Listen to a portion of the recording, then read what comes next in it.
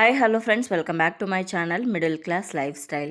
ಇವತ್ತಿನ ಈ ವ್ಲಾಗ್ನ ಶುರು ಮಾಡ್ತಾ ಇದ್ದೀನಿ. ಇವತ್ತಿನ ವ್ಲಾಗಲ್ಲಿ ನಾವು ವರಮಹಾಲಕ್ಷ್ಮಿ ಹಬ್ಬಕ್ಕೆ ಚಿಕ್ಕಪೇಟೆಯಲ್ಲಿ ಹಾಗೆ ಮಾರ್ಕೆಟಲ್ಲಿ ಯಾವ ರೀತಿ ಎಲ್ಲ ಶಾಪಿಂಗ್ ಮಾಡಿದ್ವಿ, ಏನೆಲ್ಲ ಶಾಪಿಂಗ್ ಮಾಡಿದ್ವಿ ಅಂತ ಈ ವಿಡಿಯೋದಲ್ಲಿ ತೋರಿಸ್ಕೊಡ್ತಾ ಇದ್ದೀನಿ.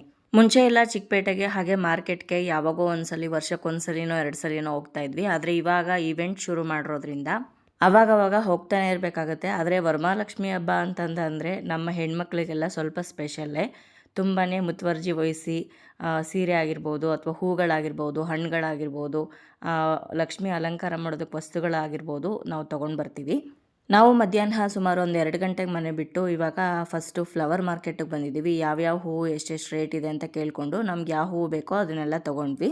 ಫ್ರೆಶ್ ಆಗಿರುವಂಥ ಹೂವನ್ನು ಕರೆಕ್ಟಾಗಿ ನೋಡಿ ತೊಗೊಂಡ್ರೆ ಸುಮಾರು 4-5 ದಿವಸ ಫ್ರಿಡ್ಜಲ್ಲಿ ಫ್ರೆಶ್ ಆಗೇ ಇರುತ್ತೆ ಹೂವು. ಹಬ್ಬಕ್ಕೆ ನಾವೇನು ಅವತ್ತಿನ ದಿವಸನೇ ತೊಗೊಂಡು ಬಂದು ಹೂವು ಹಾಕಬೇಕು ಅಂತ ಏನೂ ಇಲ್ಲ.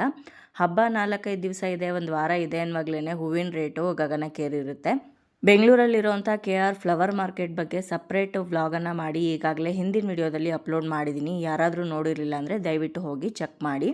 ಅದರಲ್ಲಿ ಯಾವ್ಯಾವ ಹೂವಿನ ರೇಟು ಎಷ್ಟೆಷ್ಟಿದೆ ಅನ್ನೋದನ್ನು ಕೂಡ ತಿಳಿಸ್ಕೊಟ್ಟಿದ್ದೀನಿ. ಆ ಸೇವಂತಿಗೆ ಹೂವಿನ ರೇಟ್ ಎಷ್ಟಿದೆ, ಗುಲಾಬಿ ಎಷ್ಟಿದೆ, ಮಲ್ಲಿಗೆ ಎಷ್ಟಿದೆ, ಹಾಗೆ ಬೇರೆ ಡೆಕೋರೇಷನ್ಗೆ ಬಳಸುವಂಥ ಹೂವಿನ ರೇಟ್ಗಳೆಲ್ಲ ಎಷ್ಟಿದೆ ಅನ್ನೋದನ್ನು ಆ ವ್ಲಾಗಲ್ಲಿ ತಿಳಿಸ್ಕೊಟ್ಟಿದ್ದೀನಿ.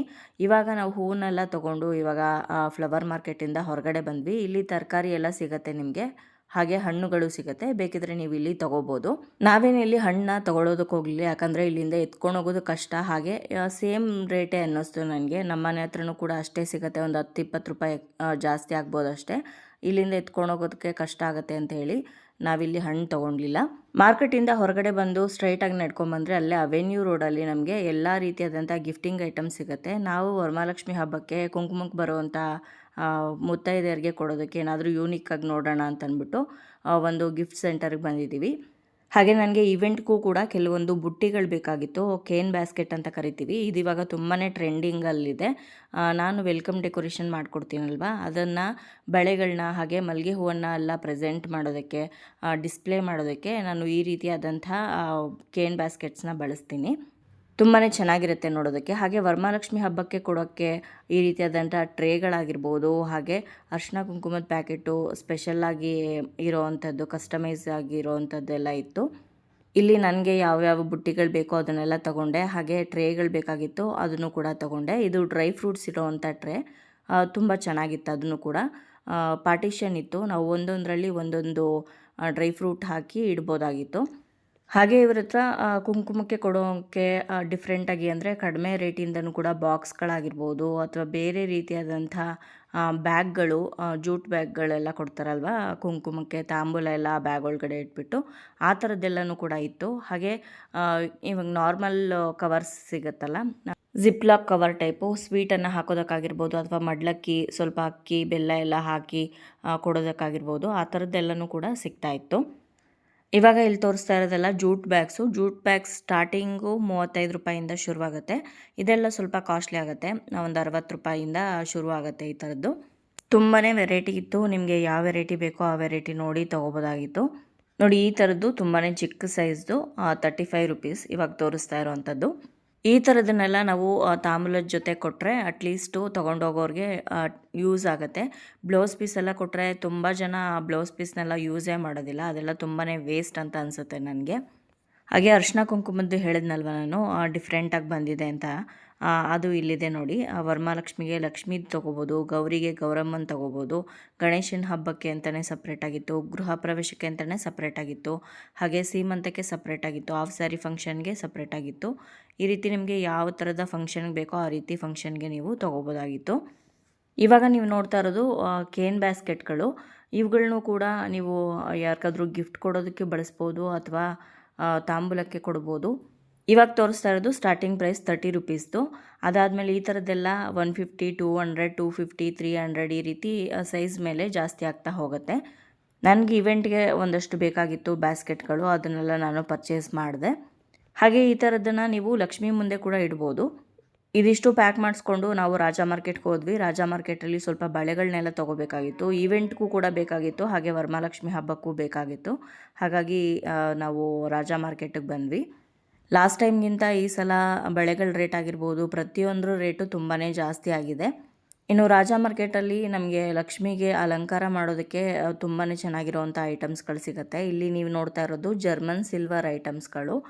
ಇಲ್ಲಿರುವಂಥ ಒಂದು ದೀಪದ ಸೆಟ್ ನೋಡಿದೆ, ಅದು 10,000 ಹೇಳಿದ್ರು. ಹಾಗೆ ತಟ್ಟೆಗಳು ಕೂಡ ತುಂಬ ಚೆನ್ನಾಗಿತ್ತು. ಬಟ್ ನಾನು ಈ ಅಂಗಡಿಯಲ್ಲಿ ಏನೂ ತೊಗೊಳ್ಳಿಲ್ಲ.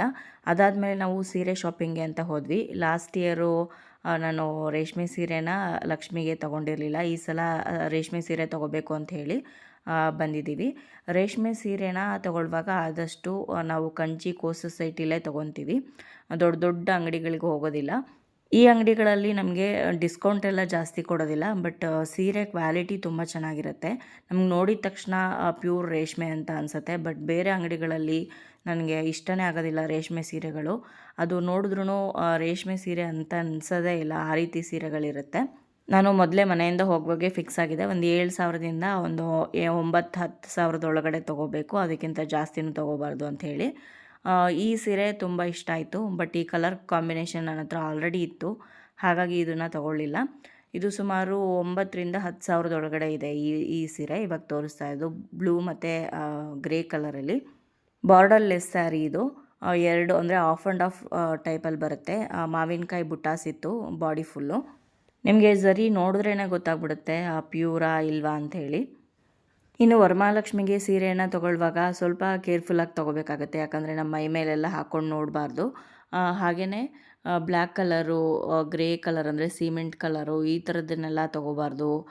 ಬಾರ್ಡ್ರ್ ಇರೋವಂಥ ಸೀರೆನ ತೊಗೋಬೇಕು ಅಂತೇಳಿ. ಆದರೆ ನಾನು ಈ ಸಲ ಬಾರ್ಡರ್ಲೆಸ್ ಸ್ಯಾರಿನೇ ತೊಗೊಂಡೆ. ಆದರೆ ಅದನ್ನು ನಾನು ದೇವರಿಗೆ ಉಡಿಸ್ತಾ ಇಲ್ಲ, ತಟ್ಟೆಯಲ್ಲಿ ಇಡ್ತಾ ಇದ್ದೀನಿ. ಇನ್ನೊಂದು ಸೀರೆನ ಬಾರ್ಡರ್ ಇರೋವಂಥ ಸೀರೆನೇ ತೊಗೊಂಡಿದ್ದೀನಿ, ಅದನ್ನು ಲಕ್ಷ್ಮಿಗೆ ಉಡಿಸ್ತೀನಿ. ಹಾಗೆ ನೀವು ಲಕ್ಷ್ಮಿ ಗುಡಿಸೋದಕ್ಕೆ ತುಂಬ ಲೈಟ್ ಕಲರ್ ಸೀರೆನೂ ತೊಗೊಂಡ್ರೂ ಅಷ್ಟು ಚೆನ್ನಾಗಿ ಕಾಣಿಸೋದಿಲ್ಲ. ಆದಷ್ಟು ಡಾರ್ಕ್ ಕಲರ್ಸ್ ತೊಗೋಬೇಕು. Green, blue, red, pink, purple colour, magenta colour, ಈ ಕಲರೆಲ್ಲ ತೊಗೊಂಡ್ರೆ ಚೆನ್ನಾಗಿ ಕಾಣಿಸುತ್ತೆ. ಹಾಗೆ ನೀವು ಕಾಂಟ್ರಾಸ್ಟಲ್ಲಿ ತೊಗೋಬೇಕು. ಬಾರ್ಡ್ರ್ ಒಂದು ಕಲರ್ ಇದ್ದರೆ, ಬಾಡಿ ಒಂದು ಕಲರ್ ಇದ್ದರೆ ನೋಡೋದಕ್ಕೆ ಚೆನ್ನಾಗಿ ಕಾಣಿಸುತ್ತೆ. ಅಥವಾ ನೀವು 2 ಸ್ಟೆಪ್ಪಲ್ಲಿ ಸೀರೆ ಉಡಿಸಿದ್ರು ಕೂಡ ತುಂಬ ಚೆನ್ನಾಗಿರುತ್ತೆ. ನೋಡಿ, ಈ ಥರ ಕಲರ್ ಕಾಂಬಿನೇಷನ್ ತೊಗೊಂಡ್ರೆ ತುಂಬ ಚೆನ್ನಾಗಿರುತ್ತೆ. ಇವಾಗ ನಾವು ಸಿಲ್ಕ್ ಸೀರೆ ತೊಗೋತಾ ಇದ್ದೀವಿ ಅಂತ ಎಲ್ಲರೂ ಸಿಲ್ಕ್ ಸೀರೆನೇ ತೊಗೋಬೇಕಂತ ಏನಿಲ್ಲ. ಕಾಟನ್ ಸೀರೆನೂ ಉಡಿಸ್ಬೋದು ದೇವ್ರಿಗೆ. ಇದೇ ಉಡಿಸ್ಬೇಕು ಅದೇ ಉಡಿಸ್ಬೇಕಂತ ಏನಿಲ್ಲ. ಆದರೆ ಅಂಚಿರೋವಂಥ ಸೀರೆ ತೊಗೊಂಡ್ರೆ ಒಳ್ಳೆಯದು ಅಂತ ಹೇಳ್ತಾರೆ. ದೇವ್ರಿಗೆ ಫ್ಯಾನ್ಸಿ ಸೀರೆಗಳು ಆ ಥರದ್ದೆಲ್ಲ ಇಡೋದಕ್ಕೆ ಹೋಗಬೇಡಿ. ಆದಷ್ಟು ರೇಷ್ಮೆ ಆಗಲಿ ಅಥವಾ ಕಾಟನ್ ಸೀರೆ ಆಗಲಿ ಬಾರ್ಡರ್ ಇರೋವಂಥ ಸೀರೆ, ಅಂಚು ಇರೋವಂಥ ಸೀರೆ ತೊಗೋಬೇಕಾಗುತ್ತೆ. ಹಾಗೆ ನೀವು ಲಕ್ಷ್ಮಿಗೆ ಸೀರೆಯನ್ನು ಉಡಿಸುವಾಗ ಬ್ಲೌಸ್ನೆಲ್ಲ ಕಟ್ ಮಾಡಿ ಇಡೋದಕ್ಕೆ ಹೋಗಬೇಡಿ. ಬ್ಲೌಸ್ ಕಟ್ ಮಾಡದೆ ಹಾಗೆ ಉಡಿಸಿ ಅನಂತರ ಬೇಕಿದ್ರೆ ನೀವು ಅದನ್ನು ಕಟ್ ಮಾಡಿಸ್ಕೊಂಡು ಸ್ಟಿಚ್ ಮಾಡಿಸ್ಕೋಬೋದು. ಇವಾಗ ಲಕ್ಷ್ಮಿಗೆ ಅಂತ ತುಂಬ ಕಾಸ್ಟ್ಲಿ ಸೀರೆ ತೊಗೊಂಡಿರ್ತೀವಿ. ಲಕ್ಷ್ಮಿಗೆ ಉಡಿಸಿದಾಗ ಏನಾದರೂ ಕೆಲವು ಕಲೆಗಳಾಗ್ಬೋದು ಅಂತ ಭಯ ಏನಾದರೂ ನಿಮಗಿದ್ರೆ, ತಟ್ಟೆಯಲ್ಲಿ ಸೀರೆನ ಇಟ್ಬಿಟ್ಟು ಒಂದು ಬ್ಲೌಸ್ ಪೀಸ್ ಉಡಿಸಿದ್ರು ಸಾಕು ನೀವು ಲಕ್ಷ್ಮಿಗೆ.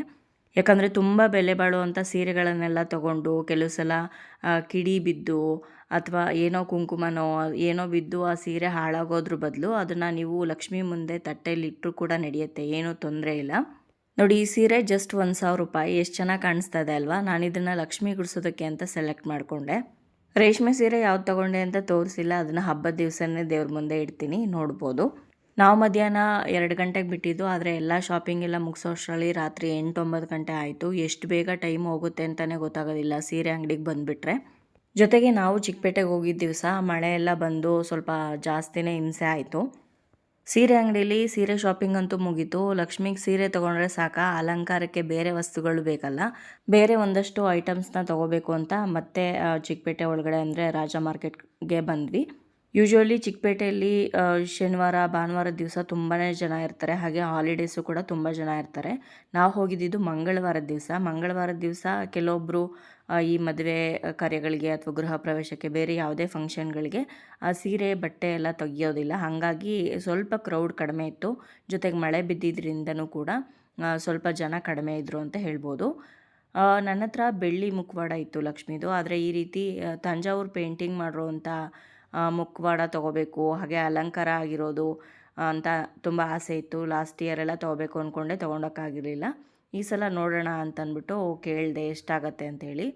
ಅದು ಸೈಜ್ ವೈಸು ಹೇಳ್ತಾರೆ ನಮಗೆ. ನೀವು ಬೇಕಿದ್ರೆ ಬೆಳ್ಳಿ ಮುಖವಾಡಕ್ಕೇ ಈ ರೀತಿ ಪೇಂಟಿಂಗ್ ಕೂಡ ಮಾಡಿಸ್ಕೊಬೋದು. ಅದು ಎಷ್ಟಾಗತ್ತೆ ಏನು ಅಂತ ನನಗೆ ಗೊತ್ತಿಲ್ಲ. ಬಟ್ ಇಲ್ಲಿ 1,500ದಿಂದ ಸುಮಾರು 4,000-5,000ವರೆಗೂ ಕೂಡ ಲಕ್ಷ್ಮೀ ಮುಖವಾಡ ಪೇಂಟ್ ಮಾಡಿ ಅಲಂಕಾರ ಮಾಡಿರೋದು ಸಿಗ್ತಾಯಿತ್ತು. ಅದಷ್ಟೇ ಅಲ್ಲದೆ ಬೇರೆ ನಮಗೆ ಲಕ್ಷ್ಮಿಗೆ ಅಲಂಕಾರ ಮಾಡೋದಕ್ಕೆ ಏನೇನು ವಸ್ತುಗಳು ಬೇಕೋ ಅದೆಲ್ಲವೂ ಕೂಡ ಈ ಚಿಕ್ಕ ಚಿಕ್ಕ ಅಂಗಡಿಗಳಲ್ಲಿ ಸಾಕಷ್ಟು ಅಂಗಡಿಗಳಿದೆ. ಒಂದು ಅಂಗಡಿ ಅಂತ ಅಲ್ಲ, ಸುಮಾರಷ್ಟು ಅಂಗಡಿಗಳಿದೆ. ಲಕ್ಷ್ಮಿಗೆ ಜಡೆ ಆಗಿರ್ಬೋದು, ಕೈ ಕಾಲುಗಳಾಗಿರ್ಬೋದು, ಒಡವೆಗಳು, ಜ್ಯುವೆಲ್ರೀಸ್ ಆಗಿರ್ಬೋದು, ಪ್ರತಿಯೊಂದು ಕೂಡ ಸಿಗುತ್ತೆ. ನೀವು ಒಂದೇ ಅಂಗಡಿಯಲ್ಲಿ ತೊಗೊಳೋದಕ್ಕೆ ಹೋಗಬಾರ್ದು. ಒಂದು 3-4 ಅಂಗಡಿಯಲ್ಲಿ ಕೇಳಿ ವಿಚಾರಿಸಿ ಎಷ್ಟಿದೆ ಪ್ರೈಸು ಅನ್ನೋದನ್ನ ಕೇಳಿಕೊಂಡು ಆನಂತರ ನೀವು ತೊಗೋಬೇಕು. ಹಾಗೆ ನಾನು ವರಮಹಾಲಕ್ಷ್ಮಿ ಕೂರಿಸೋದಕ್ಕೆ ಶುರು ಮಾಡಿದ್ಮೇಲೆ ಒಂದೊಂದೇ ಇಂಪ್ರೂವೈಸ್ ಮಾಡ್ಕೊತಾ ಹೋಗಿದ್ದೀನಿ. ನಾನು ಇದುವರೆಗೂ ಕೈ ಕಾಲುಗಳನ್ನ ಇಟ್ಟು ಯಾವತ್ತೂ ಲಕ್ಷ್ಮಿಗೆ ಸೀರೆನ ಉಡಿಸಿರಲಿಲ್ಲ. ಈ ಸಲ ತೊಗೋಬೇಕು ಅಂತ ಅನಿಸಿ ತೊಗೋತಾ ಇದ್ದೀನಿ. ಇನ್ನು ಬೇರೆ ಅಂಗಡಿಗೆ ಬಂದ್ವಿ ನಾವಿವಾಗ. ಇಲ್ಲೂ ಕೂಡ ಲಕ್ಷ್ಮಿ ಮುಖವಾಡ ಎಲ್ಲ ನೋಡಿದ್ವಿ. ಆ ಅಂಗಡಿಗಿಂತ ಈ ಅಂಗಡೀಲಿ ಸ್ವಲ್ಪ ಚೆನ್ನಾಗಿತ್ತು ಅಂತ ನನಗನ್ನಿಸ್ತು. ಈ ಅಂಗಡಿಯಲ್ಲೇ ನಾನು ತಾಂಜಾವೂರು ಪೇಂಟಿಂಗ್ ಆಗಿರೋದು ಹಾಗೆ ಜ್ಯುವೆಲ್ರೀಸಲ್ಲಿ ಅಲಂಕಾರ ಮಾಡಿರೋವಂಥ ಮುಖವಾಡ ತೊಗೊಂಡು ಹಾಗೆ ಕೈಕಾಲು ತೊಗೊಂಡು ಆಲ್ಮೋಸ್ಟ್ ಎಲ್ಲ ಶಾಪಿಂಗ್ ಮುಗಿಸೋಷ್ಟರಲ್ಲಿ ಒಂದು 8-8:30 ಆಗಿತ್ತು. ಓಲೋ ಆಟೋ ಬುಕ್ ಮಾಡಿಕೊಂಡು ಆ ಲಗೇಜ್ನೆಲ್ಲ ಇಟ್ಕೊಂಡು ನಮ್ಮ ಮನೆಗೆ ನಾವು ವಾಪಸ್ ಬಂದ್ವಿ. ಅದಾದಮೇಲೆ ತಂದಿರೋ ಹೂವನ್ನು ಸೇಫ್ಟಿಯಾಗಿ ನಾವು ಕಟ್ಬಿಟ್ಟು ಹಾರ ಸುತ್ತೋದಿದ್ರೆ ಸುತ್ತಬಿಟ್ಟು ಹುಷಾರಾಗಿ ಬಟ್ಟೆ ಎಲ್ಲ ಹಾಕ್ಬಿಟ್ಟು ಎತ್ತಿಡಬೇಕು. ಯಾಕಂದರೆ 4-5 ದಿವಸ ಇದು ಫ್ರೆಶ್ ಆಗಿರಬೇಕಲ್ಲ. ಹಾಗಾಗಿ ಹೂವನ್ನೆಲ್ಲ ನಾನು ಹಾರ ಕಟ್ತಾ ಇದ್ದೀನಿ. ವರಮಹಾಲಕ್ಷ್ಮಿಗೆ ಹಾರವನ್ನು ಯಾವ ರೀತಿ ಮಾಡಬೇಕು ಅಂತ ಲಾಸ್ಟ್ ಇಯರೇ ವಿಡಿಯೋ ಹಾಕಿದ್ದೀನಿ. ಯಾರಾದರೂ ನೋಡಿರಲಿಲ್ಲ ಅಂದರೆ ದಯವಿಟ್ಟು ಹೋಗಿ ಚೆಕ್ ಮಾಡಿ. ನಾನು ಪ್ರತಿ ಸಲ ವರಮಹಾಲಕ್ಷ್ಮಿಗೆ ನಾನೇ ನನ್ನ ಕೈಯಾರ ಹಾರ ಮಾಡಿ ಹಾಕ್ತೀನಿ, ಮಲ್ಲಿಗೆ ಹೂವಿಂದು. ಇದು ಪೋಣಿಸಿ ಮಾಡೋವಂಥ ಹಾರ ಅಲ್ಲ, ಸುತ್ತಿ ಮಾಡೋದು, ದಿಂಡು ಸುತ್ತುತ್ತಾರಲ್ಲ ಅದರಲ್ಲಿ, ಆ ಥರ. ಸೊ ಇದಾಗಿತ್ತು ವರಮಹಾಲಕ್ಷ್ಮಿ ಹಬ್ಬಕ್ಕೆ ನಮ್ಮ ಶಾಪಿಂಗ್ ಚಿಕ್ಕಪೇಟೆಯಲ್ಲಿ ಹೇಗಿತ್ತು, ಹಾಗೆ ಏನೇನು ತೊಗೊಂಡ್ವಿ ಅನ್ನೋದು. ಹಬ್ಬಕ್ಕೆ ನಿಮ್ಮದು ಎಲ್ಲ ಶಾಪಿಂಗ್ ಎಲ್ಲ ಮುಗಿದಿದೆ ಅಂತ ಅಂದ್ಕೊಳ್ತೀನಿ. ಆದಷ್ಟು ಬೇಗ ಮುಗಿಸ್ಕೊಳ್ಳಿ. ಯಾಕಂದರೆ ಹಬ್ಬ ಹತ್ರಕ್ಕೆ ಬಂದಂಗೆ ರೇಟು ಕೂಡ ಜಾಸ್ತಿ ಆಗುತ್ತೆ, ರಶ್ಶು ತುಂಬ ಇರುತ್ತೆ. ಹಾಗೆ ಮನೆ ಕೆಲಸನೂ ಕೂಡ ತುಂಬಾ ಇರೋದ್ರಿಂದ ಸ್ಟ್ರೆಸ್ಸು ಕೂಡ ಜಾಸ್ತಿ ಆಗುತ್ತೆ. ಬೇಗ ಕೆಲಸಗಳನ್ನ ಮುಗಿಸ್ಕೊಂಡಿದ್ರೆ ಆರಾಮಾಗಿ ಹಬ್ಬನ ಮಾಡ್ಬೋದು. ಸೊ ನೋಡಿದ್ರಲ್ಲ ಸ್ನೇಹಿತರೆ, ಇವತ್ತಿನ ಈ ವಿಡಿಯೋ ನಿಮ್ಗೆ ಇಷ್ಟ ಆಗಿದೆ ಅಂತ ಭಾವಿಸ್ತೀನಿ. ಇಷ್ಟ ಆಗಿದ್ರೆ ಲೈಕ್ ಮಾಡಿ, ಬೇರೆಯವ್ರಿಗೂ ಕೂಡ ಶೇರ್ ಮಾಡಿ. ನಿಮ್ಮ ಅನಿಸಿಕೆ ಅಭಿಪ್ರಾಯವನ್ನು ಕಮೆಂಟ್ ಮೂಲಕ ಬರೆದು ತಿಳಿಸಿ. ಮತ್ತೊಂದು ಇಂಟ್ರೆಸ್ಟಿಂಗ್ ಬ್ಲಾಗ್ ಜೊತೆಗೆ ನಿಮ್ಮನ್ನ ಮತ್ತೆ ಭೇಟಿ ಆಗ್ತೀನಿ. ಅಲ್ಲಿಯವರೆಗೂ ಧನ್ಯವಾದಗಳು. ಲೋಕ ಸಮಸ್ತ ಸುಖಿನೋ ಭವಂತು.